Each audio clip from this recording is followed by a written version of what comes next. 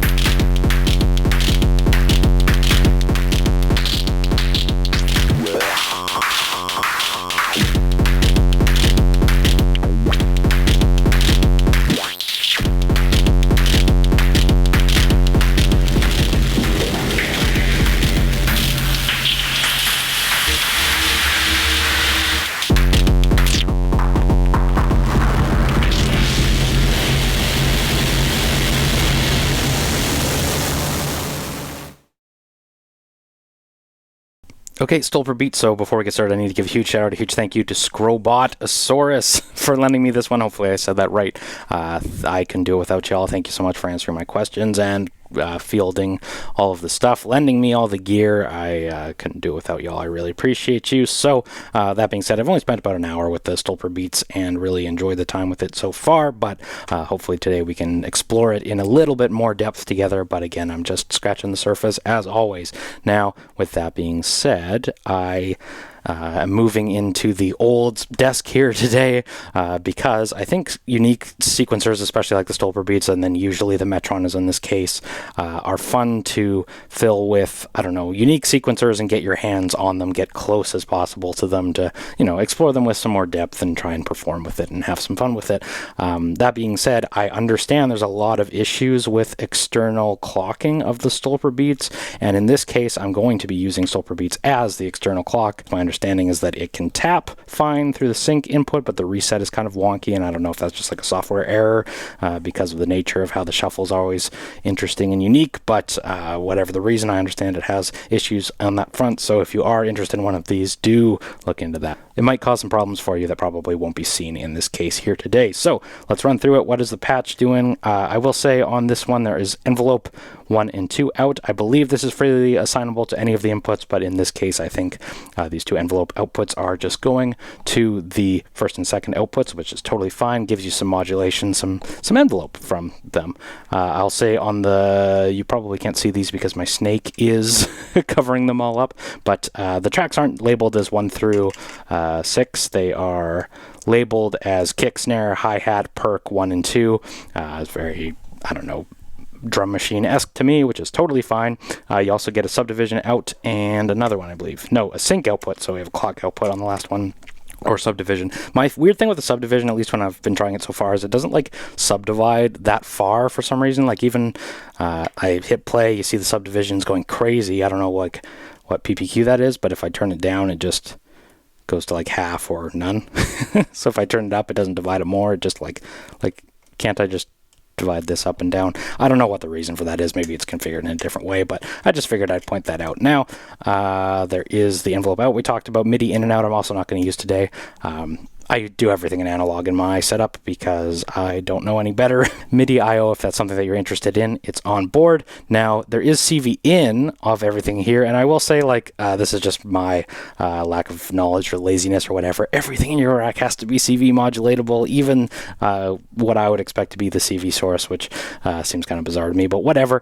It does offer you some cool things to do if you wanted to send an LFO or something. See, right now I'm going to take a fixed output from the junction into track 1 here, and you can CV scan through the different patterns, which is interesting. Now, in this patch specifically, it's the same as just turning the kick knob, but cool if you wanted to, like, you know, get your stuff to be incredibly variable beyond like probability per se. You can just LFO that or randomize that, or just like every 4 bars use that as a way to externally sequence changes through your different patterns, which is cool. Every pattern is per track, so I don't think there's a way to like reset it, although there is some sort of bank workflow here that I understand is kind of clunky as well, but I haven't made any use of that. I think we probably won't even get into that today. When it comes to like presets and recalling of projects and stuff, I sort of also feel like Eurorack is kind of too focused on that a lot of the times. Like, I don't want to get into like, I want to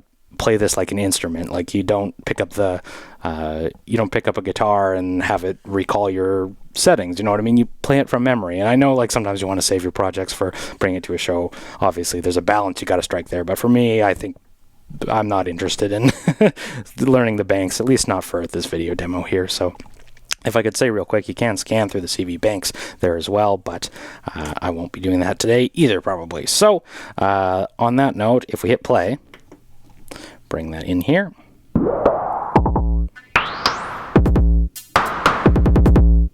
Yeah.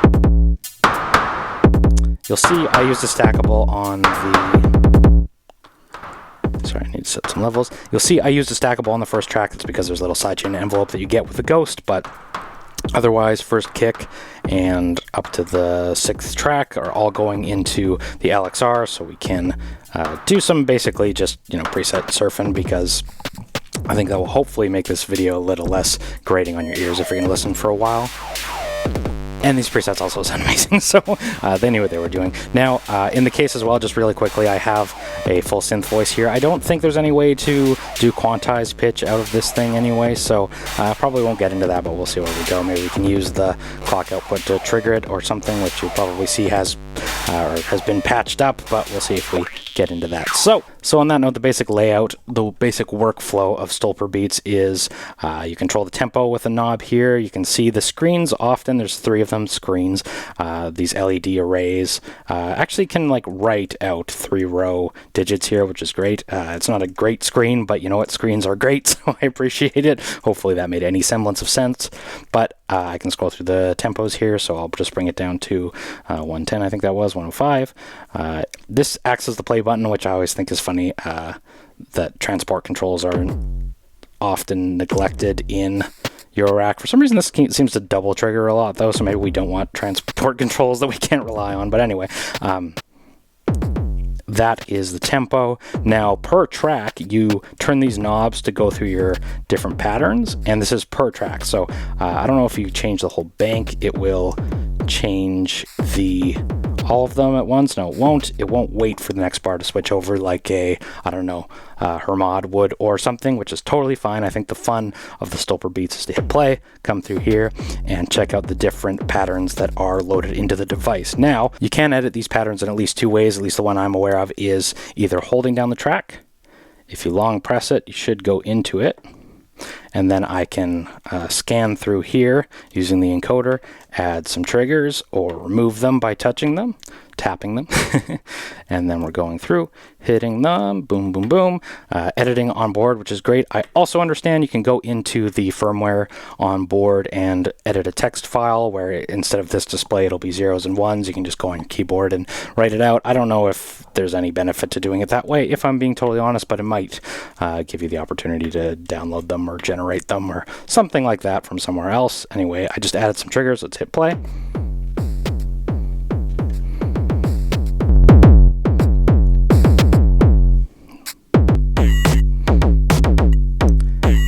So that's per track, so that was the kick. If we scan through some snare ones, you see these triggers are all moving around on board here, but I can do the same thing for any of them, hold them down. This one looks pretty quiet, not dense enough, so I'll come in through here and add some. I don't believe there's any way to do probability per trigger, which is something that, like, I don't know, I think learning on Electron boxes probably imprinted me in a way more than I'd like, but kind of wish there was a way to do that.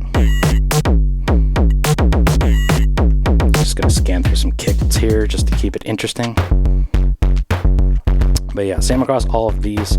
I'm going to skip the shuffle knob for a moment, but we'll come back to that in a second. Again, this sync knob, you can go through, hold on, let's check the manual, because if I remember correctly, you can set the sync out division. We'll just look at this. So yeah, so this will change the sync output here. You can basically multiply or subtract it. I think it's weird that there's a sync output and a subdivision output, and the subdivision doesn't work in the way I expect it to, because if I want to subdivide, it just won't, which is okay. Yeah, that's the basic workflow of the individual tracks. Now, there's a whole bunch you can do within them to scan through them. I mentioned the CV, I mentioned the tweaking of the knobs, I mentioned the editing the patterns themselves, but basically the most interesting bit about these Stolperbeats is coming into the shuffle. So you'll see right now, I'll hit play. This is probably the most hip-hop-y thing we're going to get out of the LXR, so we'll stick with that for a second. But you can scan through these shuffle options. So right now you'll see the first option is basically even. It's all super straightforward in division, but if we start going to the other ones, you'll see, and better yet here, if these are even divisions, you'll see that the clock is kind of ramping in between the middle, and there's a better diagram in the manual, I believe, but basically you'll see there's, you know, shuffling up into the middle and then out. So it sounds like that. I don't know if I love how this sounds at these BPMs anyway, so if we slow it down, if we speed it up, I find when you get into swinging it like this dramatically, it's better to turn it up, and it kind of sounds like accents. Let's try a different preset. And then I'm just gonna scan through a bunch of these different patterns so we can get something new. Oh, you know what? I am editing is why it's not changing. Sorry. So if I leave editing mode, now I can go in and check that. Probably a better demonstration of this tempo now that it's less dense. I don't love this one. If we go over to the next one now. Yeah, this is a nice shuffle. Switch kits. Not that one. Some reverb. And I'll be honest, I just want to have some fun with this video today, so we might jam it out a little more than we should. That's what we do.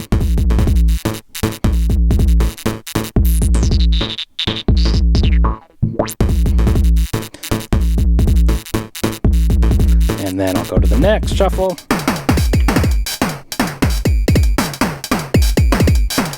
Tempo's at 150, maybe slow it down a little bit.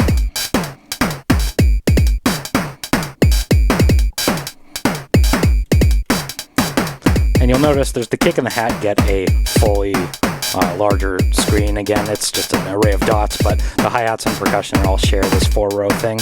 I don't think that actually limits their overall length unless you choose it to, unless I'm mistaken, but in this setup anyway, I think it's, you know, you get more complicated kick and snare. That's the important part, at least in hip-hop, but then the hi-hat and percussion are a little more limited in overall length, which is totally fine with me. I think the fun for this one comes through scanning between those, so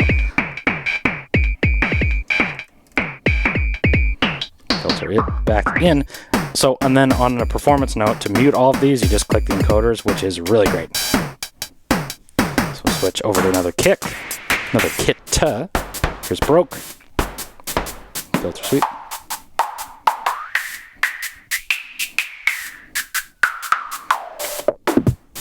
Kicks back in. Switch through some patterns, get some more dense. Tempo up.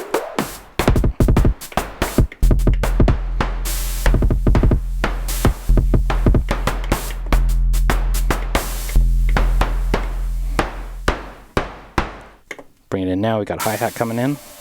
Perk 1, perk 2. Snare.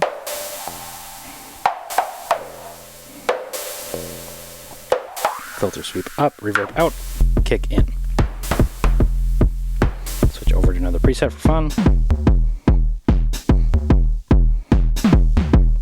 go to another shuffle mode. So this one here. I don't think I actually have to click it in. I think that's some sort of MIDI change, but we'll just do it anyway to be sure it commits it. If you watch how the playhead is going through the different rows, you can see how our shuffle is kind of coming up and then moving on. So, yeah. Adds a unique thing, because, you know, Eurorack beats, like, it's usually very 4 on the floor, very no shuffle. If anything, you get, you know, a percentage value for a shuffle to sort of make it exponential over linear, but it's pretty limited usually. This is totally unique, right? Tempo up. And just scan through a couple different banks.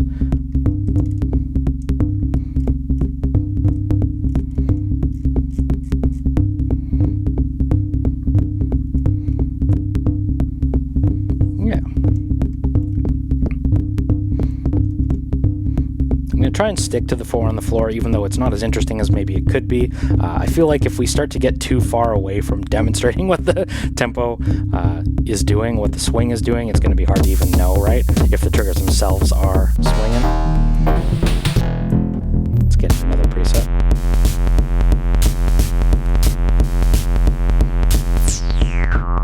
Tempo down.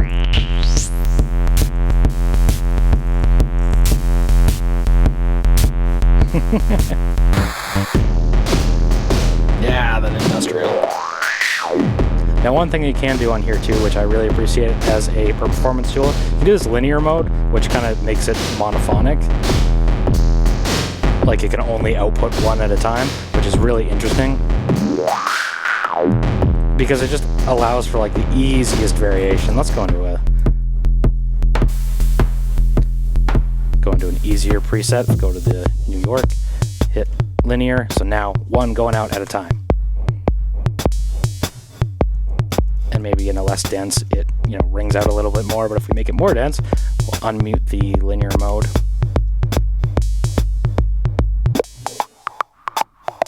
And linear. So everything's choking itself. I still like this VHS one. And then go unmute linear, but mute my kick. Kick, linear. Kick.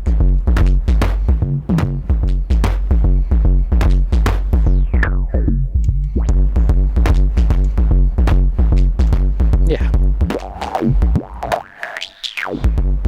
Yeah, so that's fun. Let's go to trip. So then there's other controls over the timing and feeling. Let's go over to...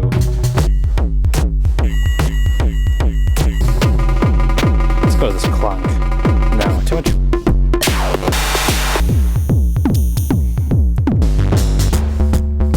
Junglist.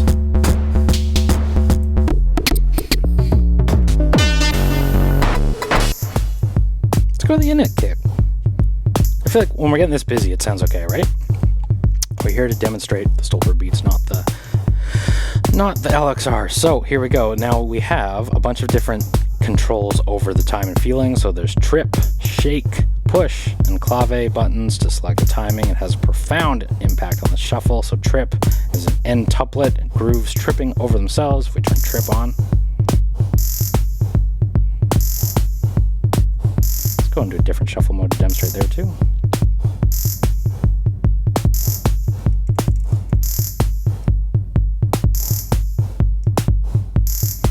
Yeah, that's better. Turn off.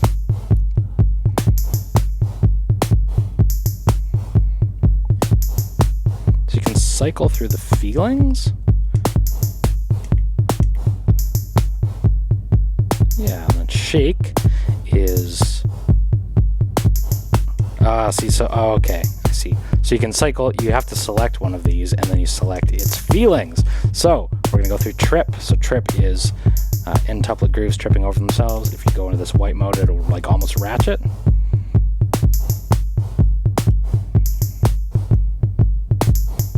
This is shake, 8th note swing. And I think the yeah, this is rolls. And this is flam.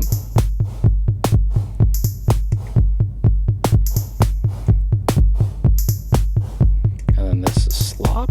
No. Must be looking at another one. So there's different parameters for each one. So these are all the different variations. This is shake, shaken orange, shaken white, shaken orange, shaken red. Let's go push. Pushes gently makes time for 4/4 downbeats. So I think that is almost sidechaining it is how it reads anyway. So push is that. There's two modes, so if we go to white or red, I believe that'll increase the effect. Let's go to a simpler preset. Yeah. Then clave 3-3-2, stay fixed, and the rest swings around. Interesting.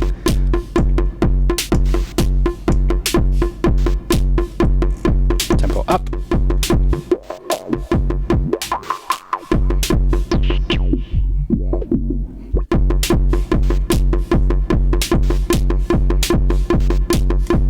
Trip, shake, trip. No, I'm not shuffling. Let's go into one of the shuffle modes here. Trip, shake, shake V2, shake V3, push, push red, push orange, push white, clave. Probably the most dramatic of them all is the claving. I don't know if I like it as much. I like the push mode, but I'm starting to wonder if maybe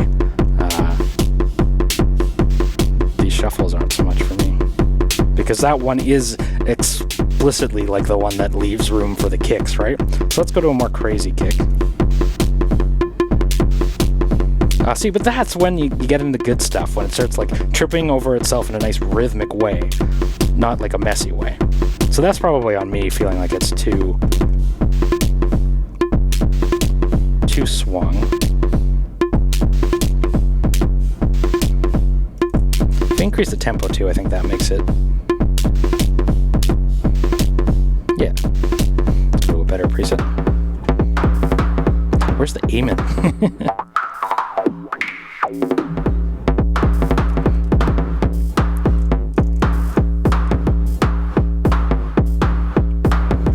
And I also feel like the way that all of these things combine, it's kind of like a hunt for a sweet spot, right? Like you're trying to, you know, pick the right pattern, pick the right swing, pick the right tempo. Just kind of like if that's something you're interested in, if you like the way that it's kind of just like grabbing at it and swinging through, then it's fun. But the performance tools are great. Let's go mute the kick. Linear. Sweep. Coming out. I think my snare could probably be a little more dense. Kick coming in. 1, 2, 3, 4. Now let's use our envelope output because we get some modulation on here. Let's just, I don't know, let's do filter sweep. Cut off CV here. Put that up to noon on the antenna inverter. Let's make it sweep up. Yeah, that's actually nice. We got jungle.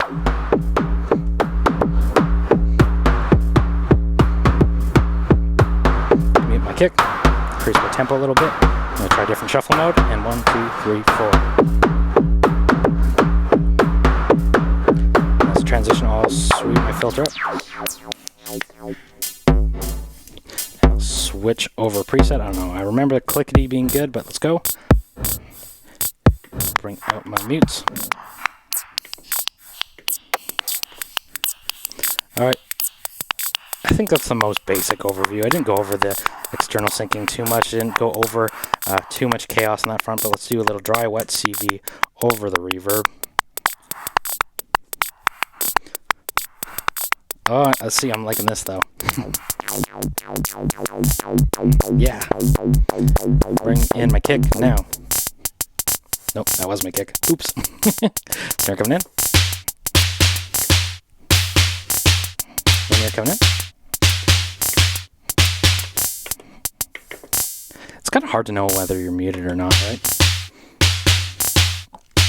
There's like an LED underneath it or something that indicated that. So if kick comes in, snare.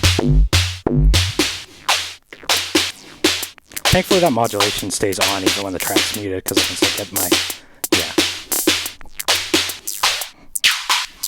linear coming out now. We'll drop the bass. Yeah.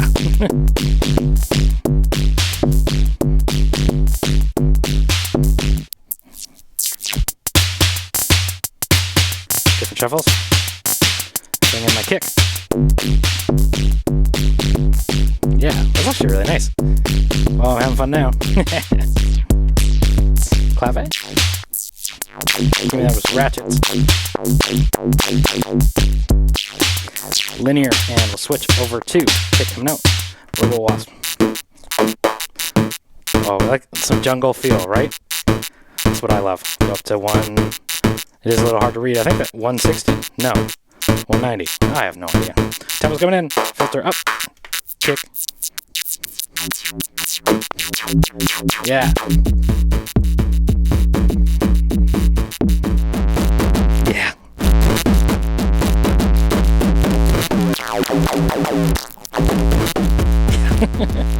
It's alright.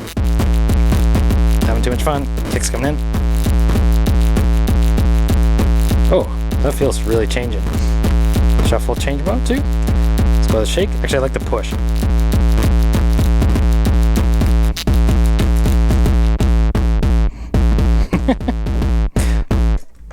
Let's take our CD out.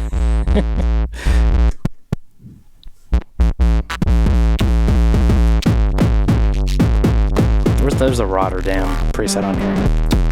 Actually, dirtbag. I'm a dirtbag. Let's go.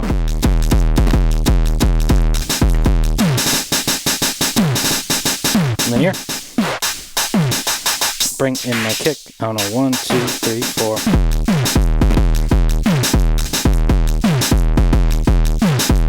Linear coming out. Filter sweep going down.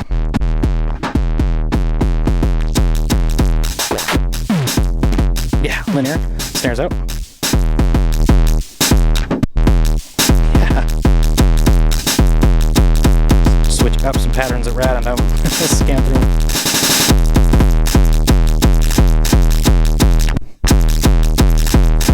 Mute my kick. Kick.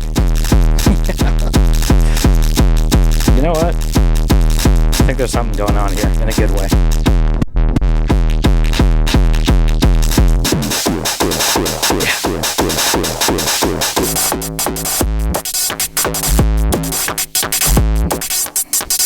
Linear.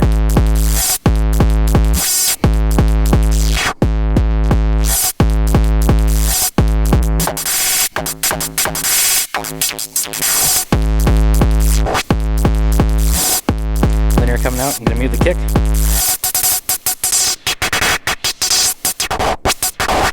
Kick coming in.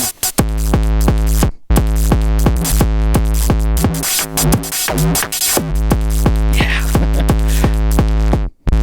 Alright. Even behind any reservations I had about it for that reason. Oh, that was so much fun. Yeah.